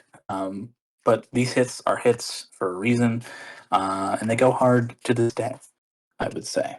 So, while Radiohead has their music licensed, and you might have heard a song by them that you might have not known was by Radiohead. 21 Pilots, they're pretty in your face, and if their music is in something, you've probably heard it before. Um, you Yeah, know, yeah, they played Jumpsuit in my favorite show, Riverdale. That was that in is a good true. scene. See, Yeah. that is another mega hit show, Yeah. Riverdale. Uh, also known to be one of the best shows and media things ever written and put to screen. So, Hmm. as well as Suicide Squad, but their hits are hits, and they have a lot more commercial and radio success than Radiohead, which is strange because radio is in the name. But You know, uh, I do hear a lot whenever I see things like 21 Pilots being relevant again, like playing at the Game Awards shows. Basically, everyone's reaction is, "Oh, they're still around." I mean, I feel like the same could be said about Radiohead if they were to show their faces. I wouldn't They'd be like, say that because I feel like their reputation is like, they're all timers at this point. I feel like 21 Pilots, to the layman, they're 2015ers. yeah, but people, if Radiohead got on a stage and played like a special performance at an award show or something like that, they go, "Oh, that's a cool reunion." I haven't seen anything about them in a long time. They wouldn't go, "Oh man, I'm glad they're still kicking around as Radiohead," um, because Radiohead hasn't been in the spotlight in a very long time. So, um, Maybe not to you. but that doesn't take away the talent of Radiohead. I will say that they are talented people, Hmm. uh, and they are capable of having hits. I really wish that a song like "Tinker Sailor, Soldier Sailor, Rich Man, Poor Man, Beggar Man Spy" was a hit, but Hmm. weren't it wasn't. You literally had that correct up until the last word. Oh really? The last word is thief. Yeah. Ah, fuck. I don't know why I said Spy. I was thinking James Bond, which they didn't get a song for. Yeah. Okay. But Yeah. but speaking of talent, 21 Pilots, the band, exudes such talent. From Josh's drumming abilities to Tyler's vocals, songwriting, and talents on multiple different instruments. These two know how to make music in every aspect. While they've had their missteps, regional at best trees to name a big one, I'll Love keep that song. great, That's the nostalgic. only good 21 Pilots song, in my opinion. Yeah, very close and akin to a lot of what Radiohead sounds like. Yeah. Whiny and full of auto tune. Uh, Yeah. um, uh, They're innovators, man, in electronic music. I don't know what to tell you. um, you know, uh, they make great, entertaining, and exciting music. But I have in my hands a piece of evidence that shows off another form of talent for this band, and that is term I can't. Oh, That shit. is the book of lore for their stories. Wow. Um, There's evidence right there, written down. Yeah. Uh, it- uh, this book is full of lore that's written for this band, for the story that this band has been telling over multiple different records. And while some of the music hasn't been, fully dedicated to the lore, they've been able to tell this story that they've been telling through music videos, through the music, through crazy little bits of lore and letters that are displayed throughout this book, written, I assume, solely by Tyler. But there's no evidence to that, at least that I know of. They've been able to integrate this story into their music making for a long time, and it's very impressive and and it just adds to the way in which they've been able to display their talents in other aspects. And Another big one for them, I brought it up earlier, but it's their stage presence, their talent for putting on an amazing stage show. This band is known widely to put on some of the best stage shows and concerts that people have attended. Even for people that aren't big 21 Pilots fans, they go to a show and they go, damn, those guys are fucking talented. They do crazy shit. They tell the stories even through the uh, parts in the concerts. Me and Mike, I will say, you went to a Clancy show with me in Chicago Hated it. in October, and we saw that they showed off some of their lore within the show. They Mm-hmm. had a good. They integrated storytelling. They had some really cool lighting and awesome effects on top of set design. And even outside of the story and the set design and everything, their ability to play music live is fantastic. Tyler sounds awesome live. Josh does a fantastic job of banging on those drums and even singing nowadays at these shows. He's done a great job of working in tandem with Tyler, in harmonies, on vocals, on things that we might not have seen back in the day. But that's another aspect of time. They've only gotten better and have been able to work better together to exude this talent that they have for making music and playing that music live and telling a story through it. So, Okay. Well, uh, I will say when we're talking about talent of a musician and band, people who make music, talking about things like the lore and the visuals. I mean, sure, there's talent associated to that, but we're talking about musicians here. What's the musical talent of these people? All that is just bullshit fluff. When it as I comes, stated earlier, though, they are very immensely talented at their instruments and vocals and things like that. they I was are. just, Oh, I was just, building upon the fact that they are multi-talented in the way that they've been able to put out their music and show off their talents. So, okay. I will. pardon me. Yeah, pardon my delay. Radiohead are not only talented, but they are extremely versatile as well. Which yeah, I will give 21 Pilots. They are also very versatile as well. But when I'm saying versatile with Radiohead, they're always playing music with like really complex music theory ideas, such as unique chord progressions and odd time signatures, things that take actual musical talent to create and pull off, both in a studio setting and in a live setting.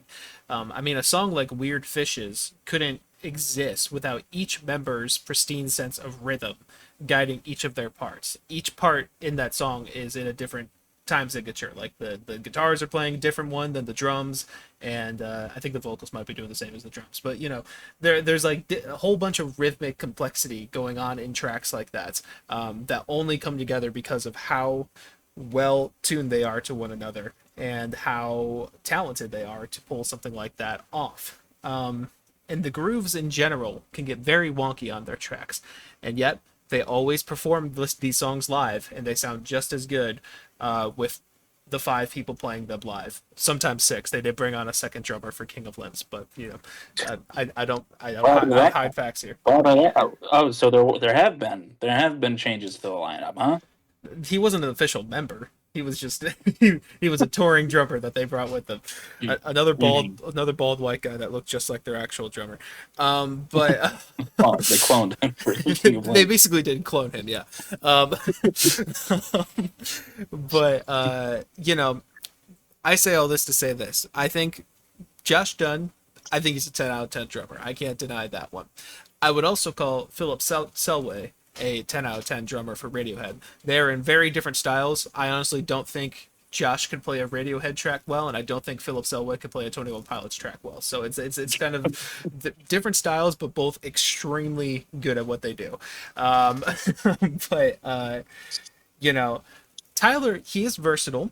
He plays a lot of instruments, but let's be real here. He's not like uh an absolute prodigy at any of these instruments. I'd say he is very good vocally. He has a very versatile voice with, the quote unquote rapping that he does, and the screaming, and the singing, and all that kind of stuff. But when it comes to like the piano skills or the bass skills or the guitar skills or the ukulele skills, they're all fairly baseline, I would say. I would say. Mm. Um, there's nothing to scoff at with playing those instruments and singing them as well, because that is an actual talent too. But uh, I say this to say that within Radiohead, everyone is just an absolute expertise at their instruments in that band. And every single one of their, like, one of the things that makes Radiohead sound so great and have such a unique sound is that all of them contribute and give very, very unique parts that blend together to each of the tracks. Like, you can put on any Radiohead song, focus on one of the instruments, and it tells a different story, but a similar story to what the rest of them are doing. It's like this whole big puzzle piece that comes together just because of how great they are at their instruments, and know They are a exactly when to million use them. years old, though. They're what? They're a million years old, and they've had a lot of time to learn and hone their talents. Exactly. They've had So, a lot of time to learn and hone their talents. Thank you for that so support. however, Tyler and Josh have had less time, and in that time that they've had, they have become very talented at what they do. It's Okay. not there's no, what Radiohead, immensely talented people. Every member of that band is fantastic and does a great job. But that's 5 people. 21 Pilots is 2 people, uh, and they come across as a bigger band with the amount of talent that they With a have lot across of the two. backing tracks. Okay. All right. Mhm. Uh-huh. I will also Well, like I say, even though they are younger, I don't have the exact facts on this because I'd have to do a lot of math, but I believe by the time Radiohead was the age that 21 Pilots is right now, they were doing stuff like, they were at least in their discography up to like Amnesiac, maybe even Hail to the Thief. So, they were doing more complex things there than 21 Pilots have ever done. But and once again, Tom and Johnny with the smile, proving their musical abilities even further, because that delves a lot more into the realm of math rock. The grooves get even weirder, the time signatures get weirder, and they've proven that they can play these things and sing these things at the same time while doing, honestly, some of the most complex music that I've heard from any, you know, popular group. I know the Smile isn't the biggest thing in the world, but like they have pretty notable members in there. Um, but yeah, and also, like I said before, Johnny Greenwood, legitimate film composer. Since the Bends in 1995, he's been composing like mass string arrangements for all of the Radiohead albums, especially on A Moon-Shaped Pool, which is basically, I think, pretty much every track there has a huge string presence. All that he orchestrated and all that he composed and brought together to life into those songs. I don't remember Tyler Joseph composing for The Line in that orchestral arrangement. So, you know, and Tom has done some films as well. But all the members of the band, But have any of them ever been in a Fast and Furious movie? I don't think so. I don't think so. probably not. Probably not, but Josh Dunn was blink and you miss it. But if you didn't blink, you would get a very good sight. So, It's true. um, Debbie was there too. Debbie was there too, but Josh, oh my god. Oh But and I think it's also worth noting, all members of this band are talented enough that they have all released solo material in some capacity, except for their bassist Colin Greenwood. He was still very talented, but he hasn't done any solo work. great name. Yeah. Yeah, Greenwood. Really great last name. Associated with Johnny. But you and John should do that as a Halloween costume. You go as Colin Oh, and Johnny Greenwood. I think John would look great with that hair. Um, but anyways, each member always stays busy musically in various musical groups when they aren't playing with Radiohead, and they're all considered integral to the group's sound, like I was saying, and they're all respected names within the music industry at large. So that's what I gotta say. They're very, very talented people, and 21 Pilots, they got talent there. I can't deny that. It to me, it doesn't hold a candle. Doesn't hold a candle. all right. I mean, yeah, I will say I'll give it to Radiohead. I have. They are very talented people, but their 21 Pilots is talented in different ways. You know, Mm-hmm. Tom York raps a bit too on a wolf at the door. he does, and it's subpar compared to to Tyler Joseph's rapping. I'll say. I wish I found some better sounds no one's ever heard. Yeah, okay. All right. Okay. Not too far. Sorry. I didn't mean to Go on. desecrate such a sacred song. Highly respected song that gets the white people turned, Mike. True, true. I don't know what to tell you. I've made these points, so Yeah, you've made your point. Yeah. All right. but Well, miscellaneous. I'll be honest. I didn't really write much down for miscellaneous because I didn't know what to write. But I think their work speaks for itself. Like I really enjoy the band because the music just sounds great. I'm a big nerd, so like, of course, I love the things like their chord progressions and their time signature stuff that they do every now and then.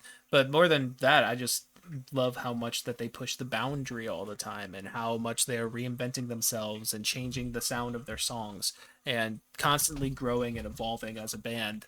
And still, through all of these changes that they've done, had the same exact lineup since 1985. Like that takes a lot of dedication and group work to work with one another in such a connected way like that. And I just think it makes for great content. They always are at the top of their game.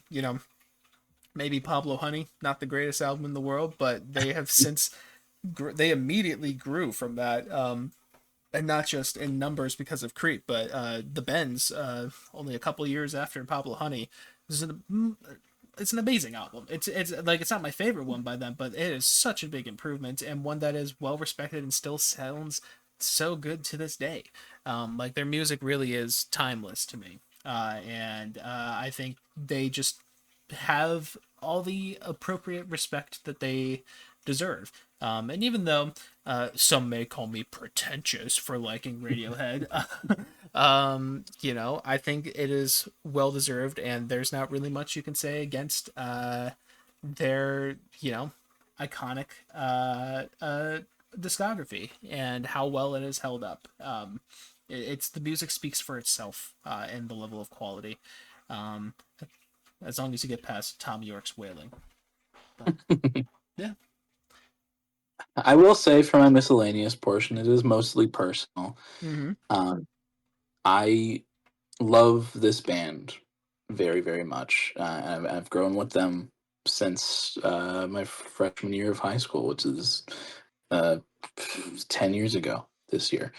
So it's been a long time, and I've grown to really love them, and they've become a comfort band and a comfort thing for me. They're there for me on my bad days to make them better, my good days to make them even better than they were.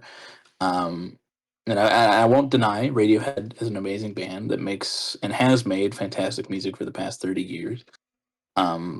But 21 Pilots is just that band for me, and for so many other people. A lot of loyal, I'll say, clickies within the fan base of 21 Pilots. All hold a similar light to me, where they are a band that is just there and makes everyone who truly enjoys and sticks around for their music happier and a better, I don't know, I won't say like a better person, but just like better mentally, I'll say. To this day, no other music artist gets me as giddy or as excited as new music than Tyler Joseph and Josh Dunn. Whenever a song or an album is announced, I get butterflies in my stomach and my heart races and I get super excited. I get hype as fuck, and it does not. It happens every single time without fail. It doesn't matter if it's a surprise or if it's a lead up. It just gets me excited and elated, and every time I get to see them live, it is a gift and a treat.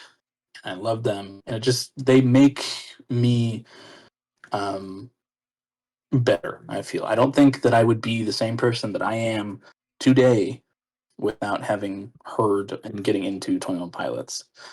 I think that they have made me more interested in music. I think that they have made me appreciate and enjoy music on a different level. Um, I might not have come to appreciate this stuff from Radiohead as much as I do without first enjoying things like 21 Pilots. So, and I feel like um, Radiohead is an immensely talented and may have made fantastic albums. We did an artist analysis, and I gave at least two of the records a 10.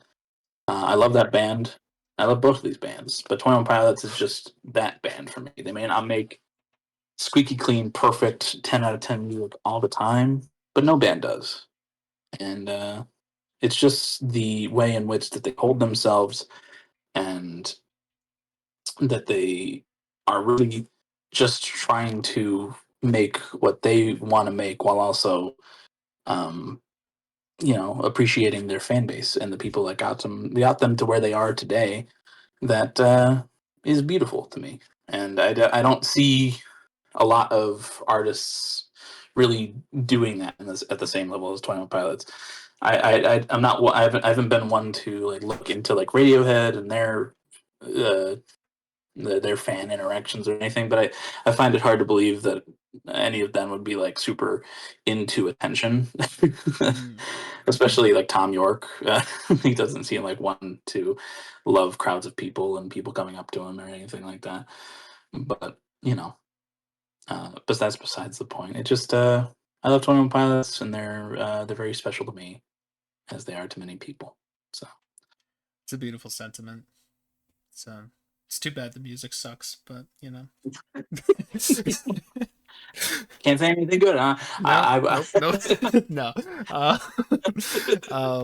yeah, I mean, uh, for going that route, I mean, obviously, to to unmask the veil here, I love 21 Pilots too. A lot of this has been a bit based off what other people say, but Radiohead, it's actually kind of this episode's really appropriate in terms of like my inner monologue on which band I like more because there definitely is an argument for both of these being my favorite band, and I'm not entirely sure which one I would choose.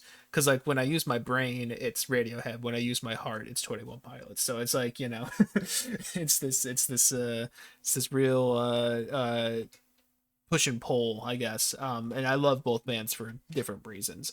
But you know, yeah, I love both of the bands as well, and just want to say that, I guess. um but yeah, that's all I have argument wise. Yeah, In my heart of hearts, 21 Pilots wins, but um I also feel like you made a very solid and strong argument on all fronts. So I did my best. um I'm I I'm I'm I'm willing to shake on it and call it a draw. Yeah, we can shake, we can shake. Do I have a good sound for this? Yeah, we can shake. Here, there you go. Yeah, I did the skunk great. noise. If you, yeah. Um, Yeah, I came across. okay. Yeah, I crop dusted you after we shook hands. Wouldn't be the first. Yeah. It's a little calling card of mine, you know. Um, Signature. yeah, yeah. Um, but yeah, that was the first episode of Battle of the Bands. I'm thinking of just labeling this as Bob. Um, and uh, B.o.b. yeah. We, we we think the Earth is flat hmm here at the podcast. Yeah, we don't think it. We know it is. But yeah, that was how that went. I think that went pretty well. Definitely a Yeah. good starter little episode for something fun like that. And just like our other themed episodes, it butts up right against 2 hours. So, or I guess you have any more thoughts before getting into song of the week? No, I'm good.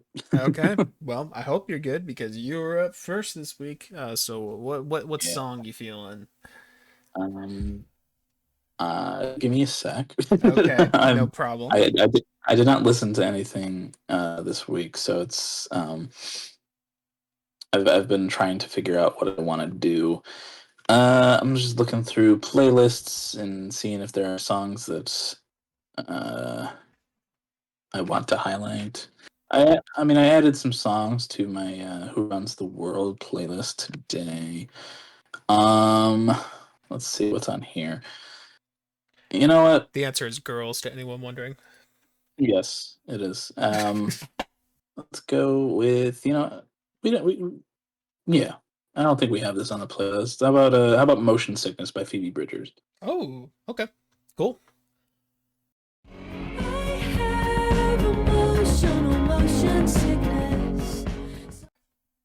All right. After much deliberation, that was Motion Sickness by Phoebe Bridgers. What do you think, Mike? It's a great song. It's a classic Phoebe track. I don't think I knew that song before Punisher. I'm pretty sure I had listened to Punisher before knowing of the existence of that song. But that is like her breakout hit, I believe. And it's very catchy. It's very personal. It's got those classic Phoebe Bridgers lyrics of describing things slightly too much in detail, but also not enough in detail, where you can get the vibe of just everything that she's feeling, and the vocals are great as well, as you expect from Phoebe, and it's a nice vibe. It's a very Phoebe Bridgers vibe, but it's a nice vibe. I like that track a lot. Yeah, it's. I also did not hear that song before Punisher, but it is one in her catalog that I do listen to quite often. It's just very catchy and very fun, and it sounds great. I love that like distorted guitar, Yeah. um, and her vocals are great. It's just super fun and great, and a great example of what Phoebe can do.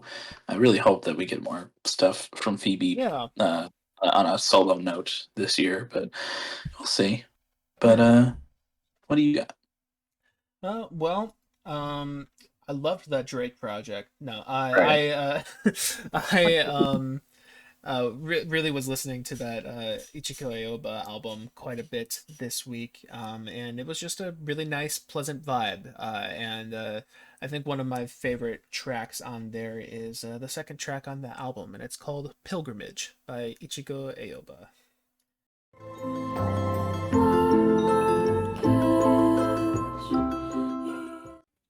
All right, that was "Pilgrimage" by Ichiko Aoba. What did you think of that, Colin?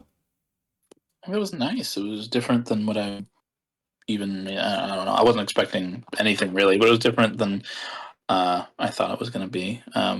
It's very serene and like twinkly. The vocals are pretty beautiful and kind of haunting, Yeah. even. But it's just a really beautiful track. I like that a lot. Is the rest of the album like that? Or Yeah, yeah, it's got a very similar feel to that. Sometimes it gets a little bit more stripped down, just like pianos in her voice or something like that. But it's a very relaxing listen. You know. But yeah, that track in particular, it reminds me a lot of like the instrumentation on like Sufjan Stevens' new album. Yeah. It reminds me of that, but mixed with like I guess some of the more like Björk style vocals a little bit, but not the Mhm. weird Björk, but the the really pretty side of Björk's vocals. Um, I don't know. It's just so floaty and spacey. I love how warm and vibrant it sounds too. Like it's just a really peaceful track that always drew my ear every time I listened to the record this week. And yeah, I was really liking that one. So cool. Cool. I like that. Cool. Oh, I remembered the reason why I listened to that too is because I was looking at new releases that were coming out Uh, soon, and I think next week that one she has a new album coming out, and I have a feeling that that might be the most reviewed one on album of the year for next week's. I was preparing myself with her album that people love a lot. Although I found out that she has two albums that people love a lot, so I guess I have another one maybe I should check out too, but we'll see. But anyways, we've done a lot of yapping, but do you got anything else to yap about before we wrap up? no, I'm all yapped out, I think. A pre wrap yap, you know? Pre-rap, yeah. I'm Yeah. pretty yapped out. So, Okay. Pretty wrapped out for the pre yap wrap. Ah, fuck. All right. Anyways. Well, if you're watching on streaming services, thank you very much. But you know, you missed out on a visual bit today, a visual piece of evidence that Colin pulled out, okay. and you know that really made the difference in the debate. So if you want to see that, you should come on over to Broken Boys on YouTube. We're under the same name, Broken Boys, capital N, Bois. And over there you can see that beautiful argument, as well as Colin's hater energy in his profile picture and my blank stare, I guess, in my profile picture. But also, more importantly, we got links to a whole bunch of stuff in the description. One of them being Song of the Week, which is that segment we just did. You can find both of those songs that we listened to. Pilgrimage by Ichigo Aoba and Motion Sickness by Phoebe Bridgers. And you can find those in 2 of 3 playlists down there. We got one playlist for me, we got one for Colin. We got one for both of us combined, along with our guests that we frequently have on the show. And yeah, you can come see those and get a lot of good music recs from there. Um, and yeah, for personal stuff, I make music under the name of Plaintive. Stuff coming pretty soon. I don't Let's go. maybe pretty soon. Well, hopefully pretty soon. Um, hopefully. Uh, and yeah, you can check that out in Spotify and Apple Music down there. Catch up on your Plaintive lore. And yeah, I've got my Instagram down there, as well as my album of the year page, where I rate and review music. Did a lot of more in-depth reviews of that stuff I talked about this week. And I have, I think I said Instagram, my YouTube page down there, my TikTok, defunct basically at this point. And yeah, in terms of relation to you, dear viewer, um, I am on a debate stage. You are it's not creative this week, but you know, you are in the audience of me debating live. I'm wearing like a nice suit. I'm kind of dressed like a conservative, but you know, I won't be doing any salutes. But you can count on me for that. Um, and that's me on the stage, ready to debate and look all cleaned up in a suit and all that. Um, and I support the Liberal Party. And Colin over here, he runs our socials. He runs our Twitter page, where he updates when videos are posted and you know any other updates that need to be updated. But he also runs our TikTok page where he posts funny little clips of us, as well as our Instagram Reels page where he posts funny little clips of us. And he also has go give them some love. Go check those out. Give them some love. But he has some personal stuff as well. He's got a album of the year page where he also rates and reviews music. And he has a letterboxd where he rates and reviews movies. I'm guessing we can see some reviews up there this week. Yeah, yeah. 3 brand new reviews you can Oh go check shit! out. All right, go check him out. Go give him some likes. And yeah, what's your relation to our dear viewer Colin? Well, I suppose I have to also be on the stage to debate you, Mike. Mm-hmm. And I assume this, from what happened, this kind of plays out like the Trump and Biden debate, where Mm-hmm. Biden just was off his rocker a little bit, getting a little old to debate. Mm-hmm. That's So what are you Radiohead. doing, man? Yes, but I'm Joe Biden and I'm defending Oh, okay, 20. okay, gotcha. Just from the way I speak and I stutter. Mm-hmm. But Mm-hmm. but our dear viewer is the it might is near the audience, uh, but they are the moderator, and they've been asking us questions and asking us to elaborate on things. And after the debate, our dear viewer decided to come up on the stage and shake both of our hands in a joint victory for each of our sides. Mm-hmm. And to close out this debate and wave goodbye to the camera, say goodnight, we're all going to engage in a big embrace. Is a way to unify the two fan bases of Torn Pilots and Radiohead. Um, so our dear viewer is going to be in the middle. I'll be in front, and you will be behind, and we will embrace in a big group hug. And over the shoulder of our dear viewer, I'm going to look you in the eye with still a little bit of anger, but more understanding now. Mm-hmm. And I'm gonna give you a big smooch on the lips, Yeah. and right next to our dear viewer's ear, while we are embraced like this. And this embrace is called the love cage. And if you, other dear viewers, would like a love cage of your own, all you must do is drop your address in the comments below, and we will find you. You won't know when, you won't know where, but we will find you and give you your very own love cage. So drop that addy, Yeah. baby. There's nothing I love more than a smooch with a little bit of hate behind it. Yeah, it's like hate fucking or Exactly. Hate smooching. Yeah. yeah. Um, Looking forward to that. And next week we'll spin a wheel at the end of the episode. I don't know what we'll do for the rest of the episode, but we'll see you next week for that, dear viewer. Bye bye. Bye bye.